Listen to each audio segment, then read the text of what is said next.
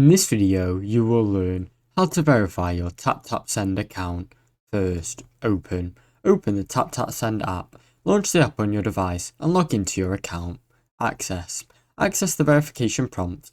If your account requires verification, you will see a message prompting you to upload your identification documents. Upload a government issued ID. Tap the message to begin the verification process.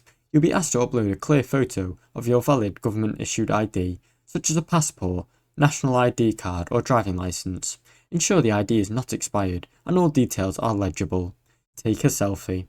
After uploading your ID, you'll be prompted to take a selfie to confirm your identity.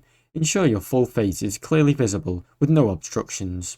Submit the documents. Follow the on-screen instructions and prompts to submit your ID and selfie. The app will use a secure, third-party platform to verify all of your information.